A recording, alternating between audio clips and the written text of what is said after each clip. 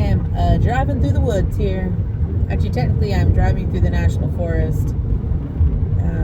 Maybe not the best day to be driving through the national forest, as apparently something's on fire and it's probably the forest.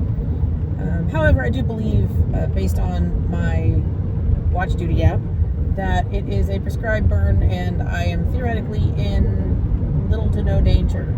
I don't think I'm close enough to where it's being burned yet, but basically just the Houston side of Huntsville and the National Forest going southbound is where they're apparently doing the prescribed burn. But I will say, aside from the hazy cloud of smoke, it's a really pretty drive.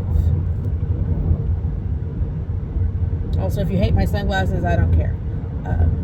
Apparently my husband hates these. He thinks they look like old going off on a drug bender glasses, but they're just my fishing glasses, and that's what's easily accessible in my truck.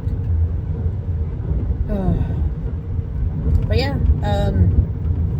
I was gonna do some video earlier while I was crocheting, and honestly, I was just so bored that I forgot to do it. But I did create a new little squishy creature. It doesn't have a squeaker in it, but it's a little kitty cat, and it is loosely based off of an existing pattern, I think. But I put beans and stuffing in it, so it's like a little stress squishy. I tried freehanding one first, like without even, just kind of was like, hey, I wonder if this will work. It looks stupid. It's still kind of cute, but it just looks stupid.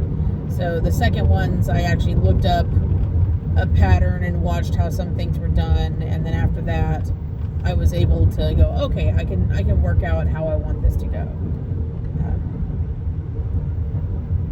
Let's see, crossing the lake. I guess this is Lake Conroe.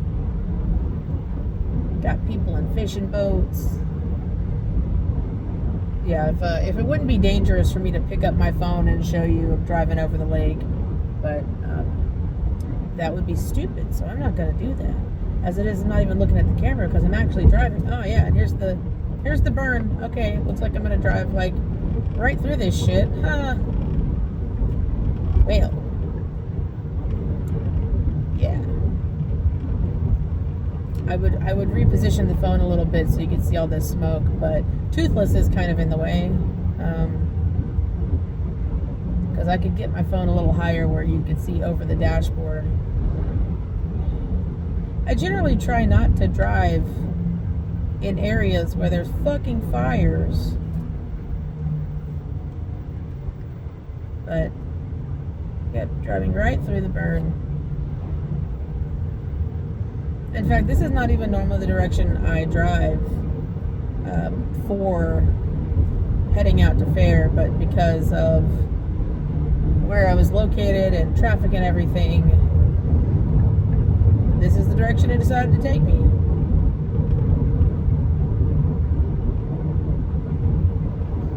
The car that was ahead of me, like the one directly ahead of me, as soon as they saw the smoke crossing the road here, and actually I am gonna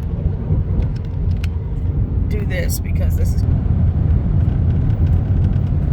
so.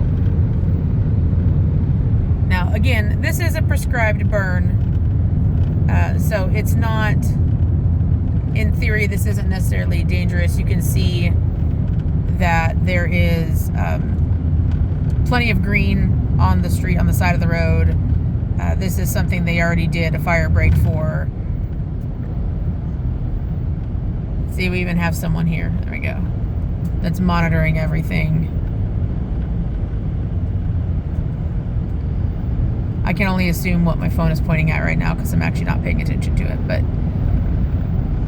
this is kind of creepy and neat at the same time. And honestly, if I had not already been aware that it was going on in the area I was driving to, I probably would have been really, really, what's the word I'm looking for? Freaked out.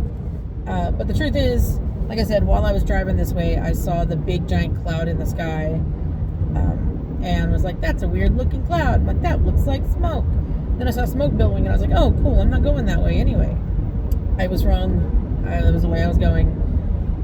And so again, I pulled up my Watch Duty app, saw that they're doing several prescribed burns in this area, which is common in the national forest because it helps keep the underbrush under control and helps keep the area safe. Also, burns in the forest and the woods are pretty common, especially when you've had a lot of drought and stuff. The most important thing to do, like with the national forest, is to do those prescribed burns, because not only does it help control the underbrush, helps it keep it from becoming a huge hazard, but it also helps reinstate nutrients into the soil and into the surrounding areas. The ash and the carbon help replenish the area, and while it can be scary for wildlife in the area, the controlled burns are usually small enough that wildlife has the ability to get out of the area, and that area will flourish much more quickly than if it were an out-of-control wildfire. So while I was going to talk about fun stuff like crochet and bullshit like that, apparently you got to have first-hand drive-through of a forest fire, a controlled one. So yeah, that's the most exciting thing that's happened to me all day. That's all I got. So have fun. Bye.